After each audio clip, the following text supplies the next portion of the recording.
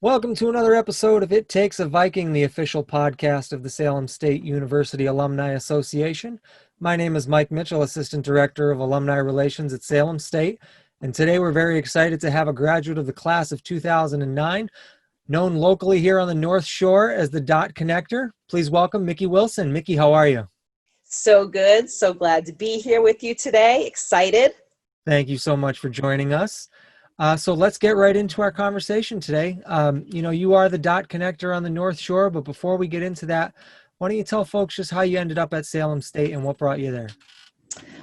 So I college hopped in my earlier years, and I actually started out at Temple University in Philadelphia, and only lasted there about a year. They'd raised tuition significantly, and I was an out-of-state student, so I came home.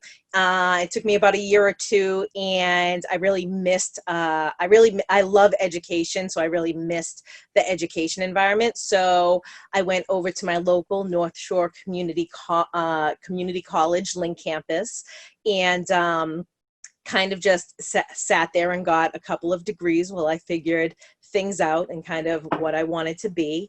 And during that time, I landed an internship as I was finishing up an associate's degree, and was working for a local wealth management firm in Salem. And the woman that was the director above me, I was her marketing. I started out as an intern, but I worked my way up to marketing assistant. She just said to me one day, like, you should go get like a marketing degree. You'd be good at this. And so kind of a fly by the seat of my pants kind of girl. So I said, let me look into it. And I was lucky because the firm offered a tuition reimbursement program. So it was kind of like a win-win. I could go and take classes for marketing because it was my position, and the company basically took care of my books and my course fees and everything. So it's by kind of happenstance that I ended up at Salem State. But I'm glad I made it there. It's been all the difference in my life. And talk a little bit about, so you're a marketing student in the Bertolon School of Business. Mhm. Talk about life, kind of maybe some memorable Salem State experiences you have, and then get into a little bit about what you're doing now, not only professionally, but I know you're also involved in a number of organizations on the North Shore. So tell people a little bit about yourself. So so I went to Salem State College first and foremost, the last graduating class, and I was more of a non-traditional student, or at least back then they would call me a non-traditional student, because I worked full time, so I had to work during the day. So I took most of my classes at nights or on weekends, and then I tried to pack in the summer. Basically, I'd sat down one day and figure out how long it was going to take me to finish a 4-year degree.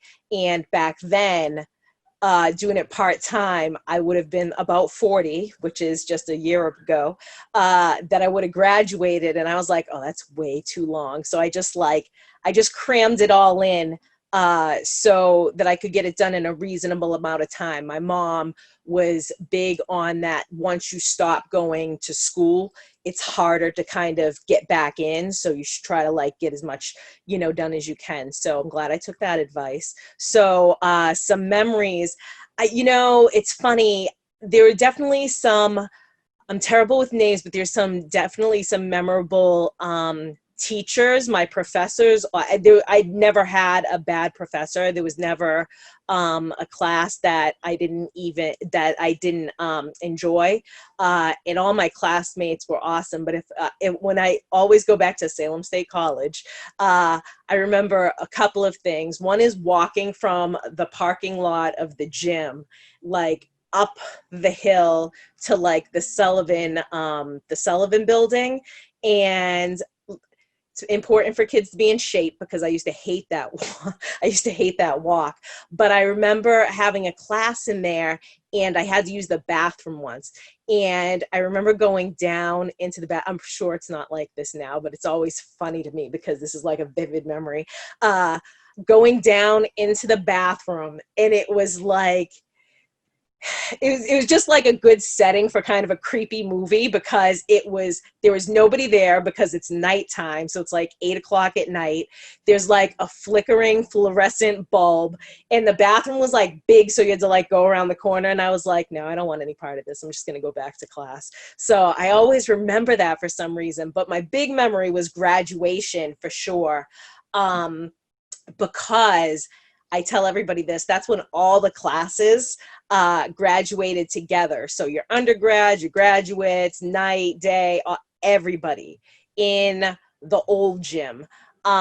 So, you know, everybody's on the first level, and then up in the bleachers was all family and everything. So I remember we were packed in there like sardines, and I just got I didn't even realize what was going on. I got so overwhelmed that I almost like started crying. Like I got very like, oh my God, this is happening. And the kid next to me looked over at me. He was like, are you all right? And I was like, I'm fine.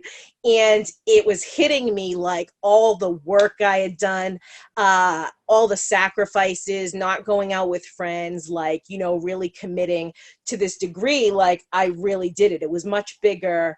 Like it was great when I got my associate's degrees and my high school degree, but this one, this one took a lot of work.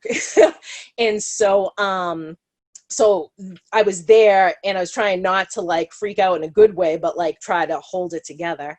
I'm not a super emotional person. So it was freaking me out that I was freaking out about graduating, but we made it through, got the diploma, made it across the stage without falling, go back. And we wrap up and we get ready to head out. And so they open the garage doors. It was so packed that people, I think it was the first, they had to like launch little like offsite, you know, spots for people to watch the graduation, because it was just jam packed. And so we're getting ready to file out. And I remember looking up, trying to find, you know, my parents, and all of a sudden, I'm sorry, Salem, it's what I remember.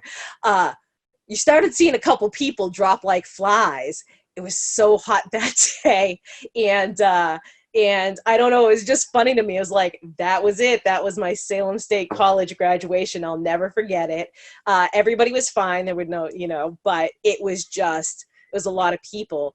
And the year after that is when, actually that year is, I did go to Bertolon. And so like that year in 2009, I got to be part of that process and walking people through Bertolon and showing them that that building and all the technology. So we were starting to expand, but I laugh because I kept the Salem State College degree because of that memory. You know, my dad had worked all night. My mom was just so happy, but like being crammed in there, my dad was just like, don't graduate anymore. This is it. You're like a professional student. It was just so funny to me. Like, all right, this is my graduation. So I loved it. It was a memorable day. And so the last graduating class of Salem State, I'm sure I'm not the only one that has like that memory, but it was a good one. And so you graduate in 2009. And I Mm-hmm. know you stayed with the wealth management firm for a little while longer after that. Yeah. And now we've transitioned into, you call yourself the dot connector, and knowing you personally, there's a very good reason for that. But for the average person who's listening who may not know you, why do you call yourself the dot connector? And talk a little bit about your consultancy that you have now. So I will give credit to a friend through the Salem State Alumni Association. We were talking one day. I just have always had the ability to, you know, connect people the things they need, or to people they need to know, or to a solution for a problem that they have. So I just get people one step further along in the process. And I like to help them see their bigger picture. But a friend of mine, Lance Eaton, we were sitting next to each other, and he kind of just broke down what I was. And he's in very IT terms. And he's like, you're like a social node. So you're like this hub, and you have these networks around you, but you're able to see the connections to add value to the network, basically. And I just thought it was fascinating after that. And I think he may have called me like a dot connector, and it stuck with me because just going back to being a kid, one of the things my mom always got me were those books where you connect the dots, and that was my thing, activity books, and just seeing that, picture and making kind of the picture as perfect as possible. So that's where the dot connector came from, because it just stuck, and people did recognize that if they needed a connection to something, I would either have the answer on the spot, or I could, call them back within a couple of days and try to, get them one step further. So I think it's just a natural ability I have.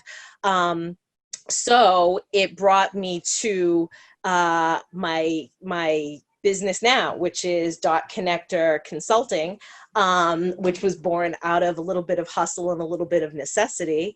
But basically, after spending a collective 15 years being marketing assistant up to a marketing director and facilitating, kind of being really a one woman marketing department for different types of industries, I decided to take all that, and I really wanted to help people. So early on, I had a friend that asked me an important question, which was, what was my passion? And I was not able to answer that question at the time. And for a person that can answer a lot of questions, it really kind of confounded me and really bothered me that I couldn't answer that question. And it was after I had in fact been laid off by a job that I really kind of turned inward, and you ask yourself, what do I want to do, or what makes me happy, at least, so it doesn't feel so much like work. And so I've realized over the years, I just want to help people. That's what I like to do.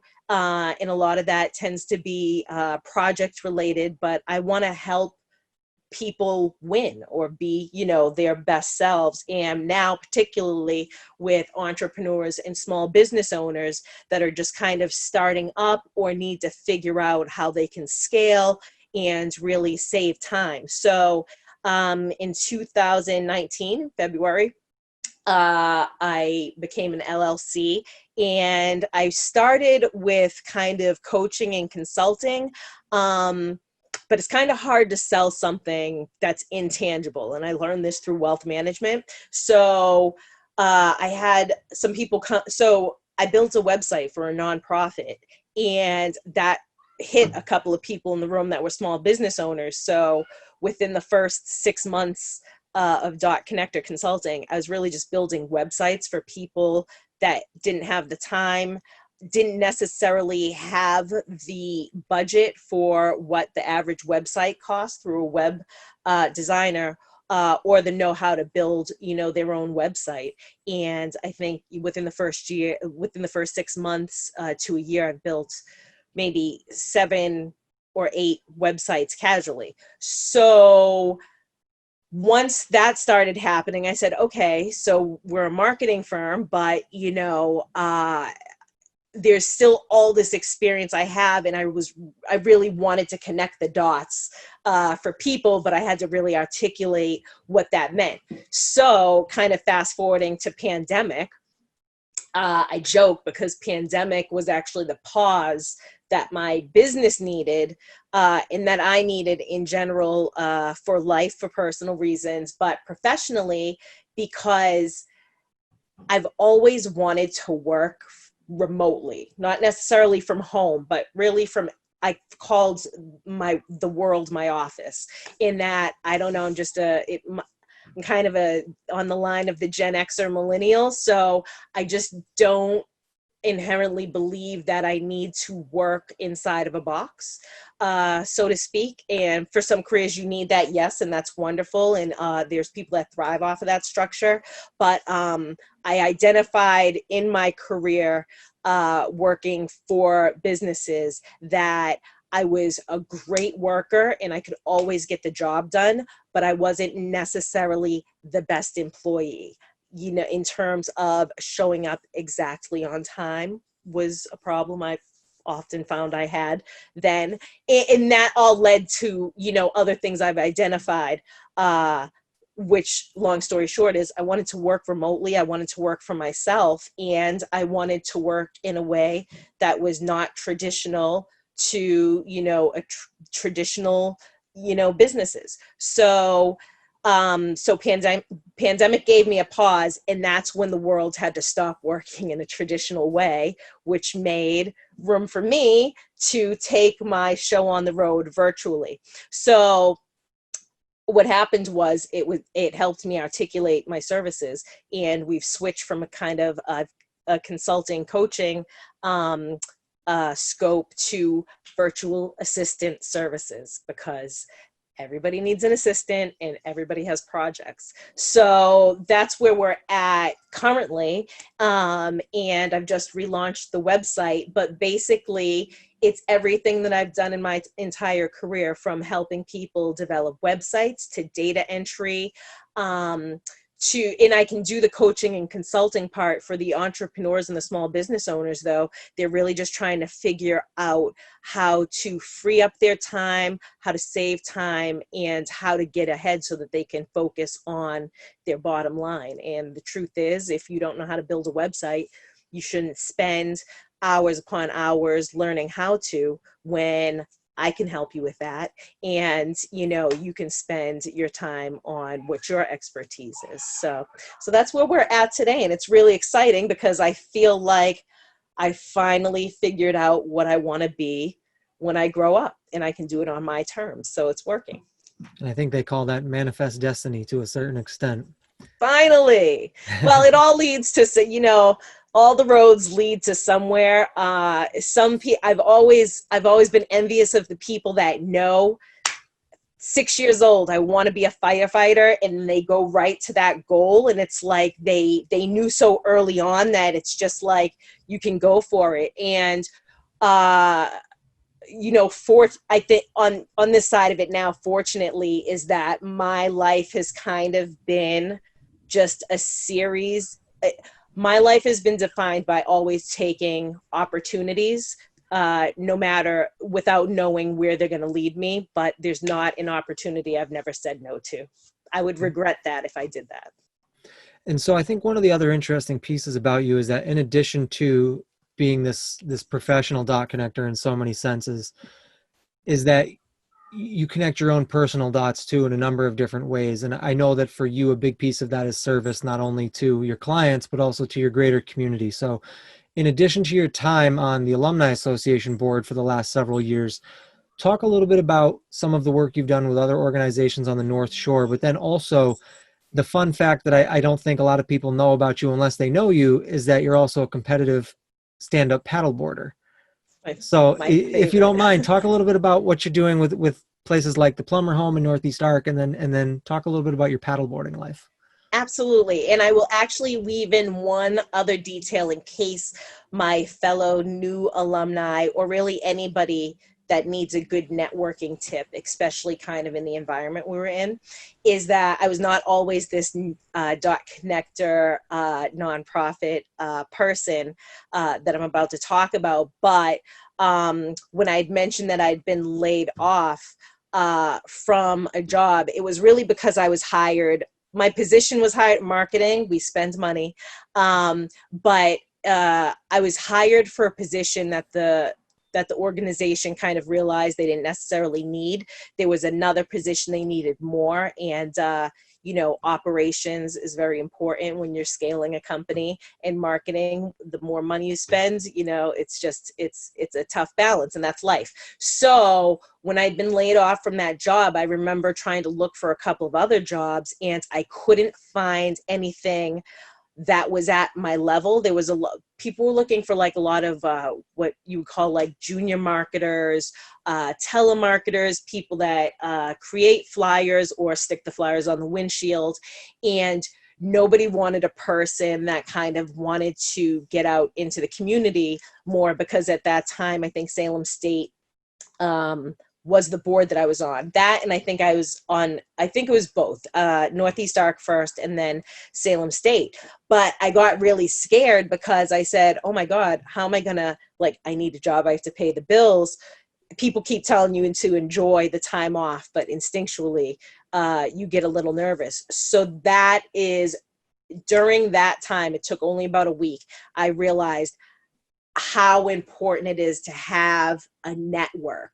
And, you know, my parents raised me with the belief that it's not who you know, it's what you know. So I spent a lot of my life collecting a lot of information, but I had not spent the early part of my life really building like a network of friends, associates, like just people. So I put it into full throttle, and, you know, I just started going to networking events through the chambers by way of the nonprofits that I was serving. So I thank you both for that opportunity. So that's how we got there. So Northeast Arc was one that I served along with Salem State. Northeast Arc serves people with intellectual and developmental disabilities and helps change the scope of their lives in many ways. But the way that Salem State and Northeast Arc work together is the Alumni Association kind of sponsored. We adopted a home on Linden Street in Salem. And long story short, I coordinated a series of activities between our civic engagement group and tried to pull in members, volunteers from Northeast Arc, their board members, some employees I knew, you know, friends, and kind of have this community within the home on Linden Street, which, you know, worked for years. And then after that, it kind of, I don't know, it became like a trend a little bit, that I started to get asked to be on boards, and I'm sure there's reasons for that in the grand scheme of life, but I knew at the same time that I was getting asked for, you know, my marketing abilities too. So I started to kind of pick and choose where I wanted to go, but it was hard to say no. It's hard to say no when you're being asked for your skill set. So over time, some of the organizations that I'm still involved with include North Shore Community Development Coalition, Plummer Youth Promise, the House of Seven Gables, Salem Academy Charter School. I said the Northeast Arc. There's always somebody that I end up missing, and I feel horrified. I've helped the Lynn YMCA, Massachusetts PTA. So I've helped the Boys and Girls Club of Greater Salem.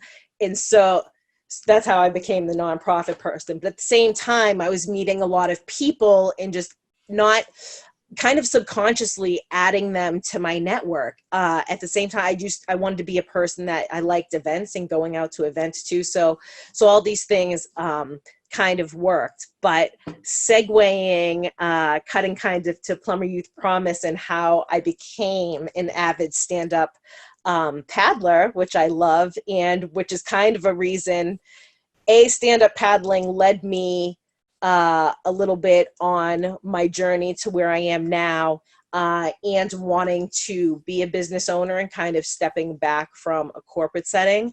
But through the wealth management firm that I had worked with in Salem, we'd sponsored an event at Plummer Youth Promise, which is formerly for the Salemites, Plummer Home for Boys, and Plummer helps foster youth that are in that need connections to biological family. They do some the foster care aspect, and then they help youth that are involved in somewhere in the juvenile justice kind of system to help get them out and find opportunities and the connections they need to, you know, build upon and change their lives. So I love their mission, and we'd supported this event, which we thought was cool because Plummer does not, they're on Winter Island, and they do not have events on their property, and they have a beautiful property. And so we sponsored this event, which was a stand-up paddling event. But fortunately, the company I worked for liked to be was very involved in the community as well. And I'm sure I got some of it from there too, because, you know, that relationship really allowed me to be in the community more, developing business. So we sponsored the event, and I just thought it was so cool. There was just all this family friendly activity happening on the land, but there were people with these paddle boards, these, you know, bigger versions of surfboards, going out onto the water and actually doing a race out on the water.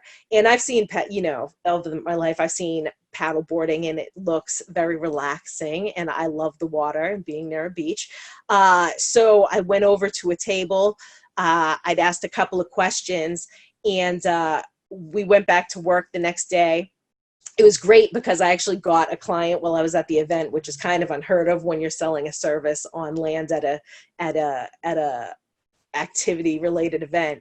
But the woman that worked in the office with me, she had paddle boarding on her bucket list. We took a lesson, and then it was all downhill from there. We sponsored the event for a few years after, but during that time, that summer, I'd spent a lot of time just paddling and getting out on the ocean. And so I get a message one day on Facebook. She's now one of my best friends, but the girl that owns the paddleboarding company said, you know, she remembered me from the event. I just remembered wishing I could be her, because she runs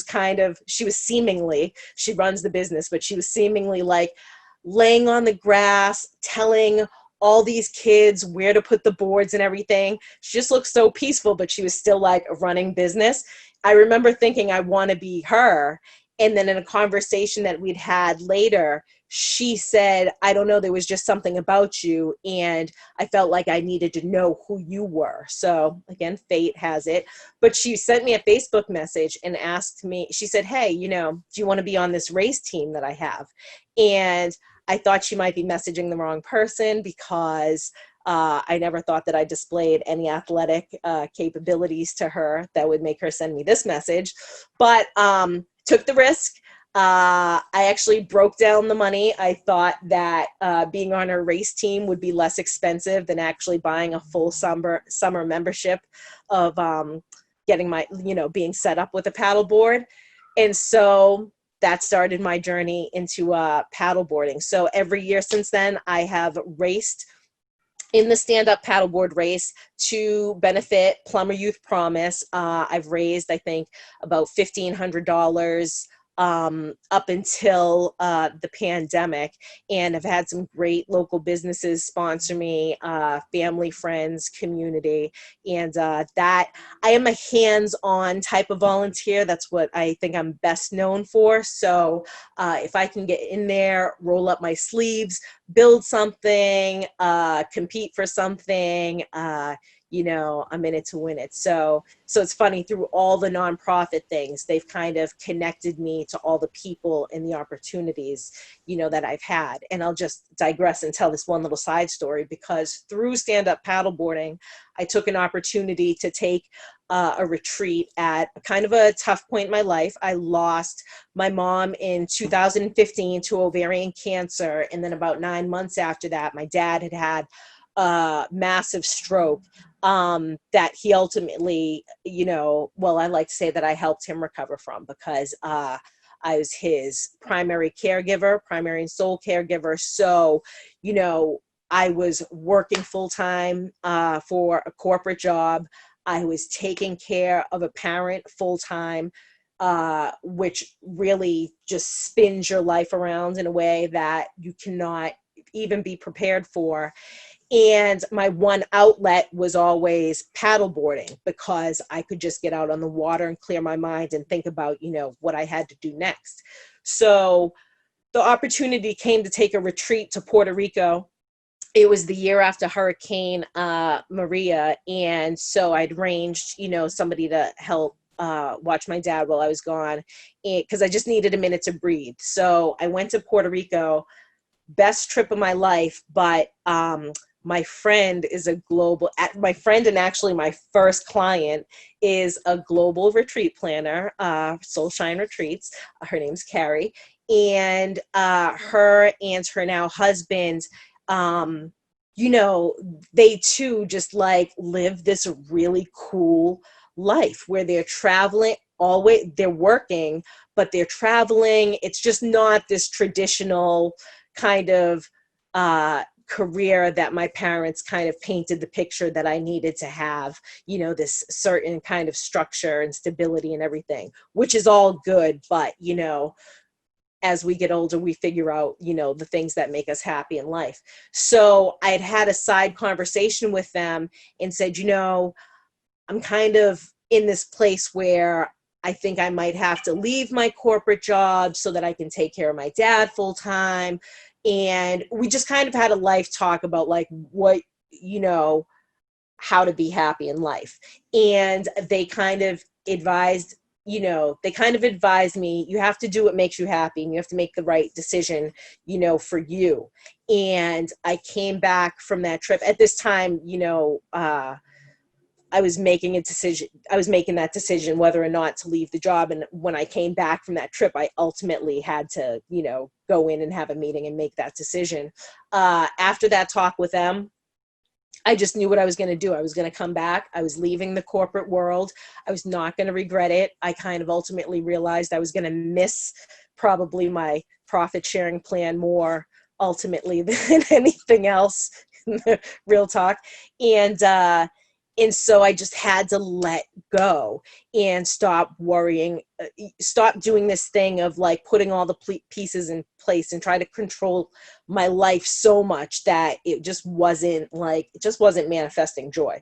So left the corporate world. I haven't looked back since. And it only took me about 6 months before, as I mentioned in the beginning, that little bit of necessity and side hustle kicked in. And that's when I said, what do I have to lose? Let's try to start a business. And that's it. And that's where we are now. You've been connecting the dots ever since. Still trying. And so I think, what you've just mentioned is, I think at a larger level, kind of the testament to the average Salem State student that comes through our doors and through our campus is that it may not work out for you straight out of the gate. You may not be doing what you want, but understanding and maintaining that resiliency to keep working for what you want or working to what you dream of is so important. And I find that our students and our alumni have that hunger and that tenacity to continue pursuing those goals. And so I think my last question to you as we wrap up our conversation is, what does it mean to you to be a graduate of Salem State? What does it mean to be a member of our alumni community? Oh man.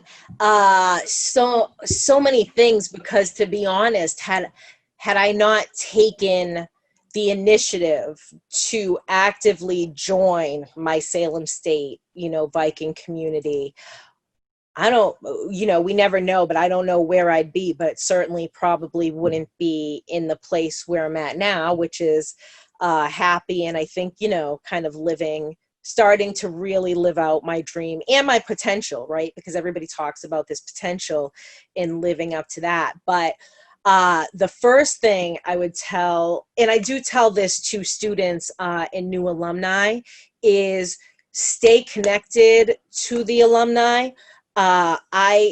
You will never understand why there are some people invested in you when they don't know you or if they barely know you, but it's just kind of the way it is. You have your friends and family that support you, but there are other people out there that somehow, some way know your potential and can see your potential and will try to help you. And a lot of those people I found within, my Salem State community.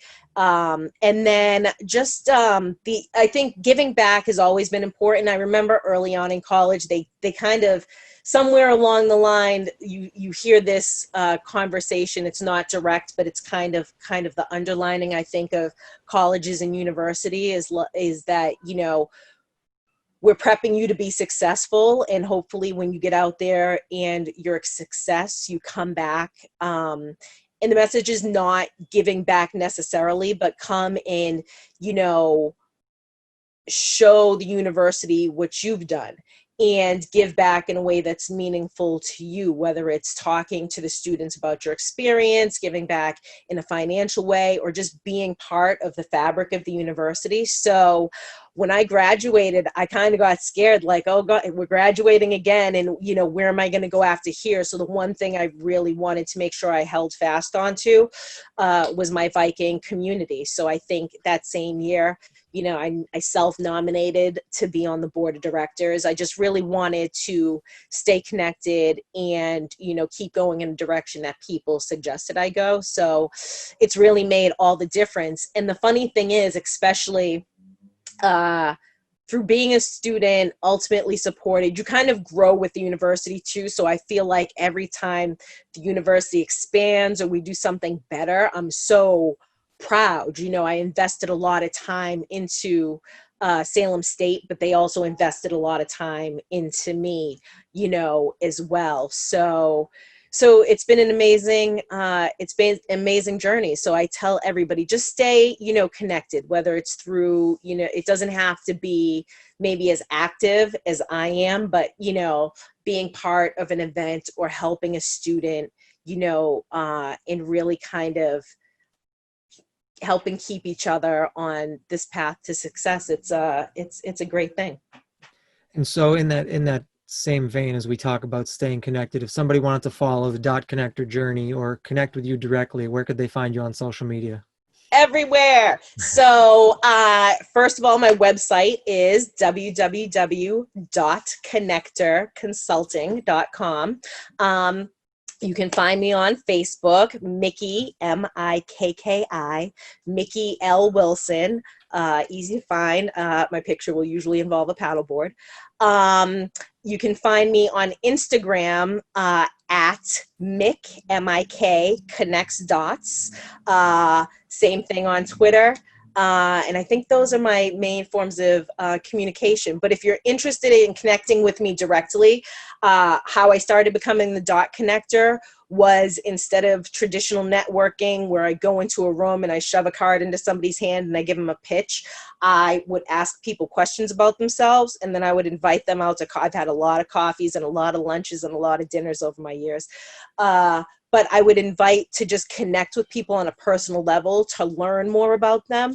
And then that's when my kind of skill for connecting people to things, you know, kicked in, because I would talk less about me and find out more about the other person. And oftentimes people love to, you know, be heard as opposed to being, you know, talked at too. So if you would like to connect with me in a traditional form, it's MIKKI at .connectorconsulting.com. And the one other thing I wanted to say about the importance of a Salem State biking community is, when I first started the business, every one of my fellow Vikings or someone within the Vikings community would ask me how they could help me.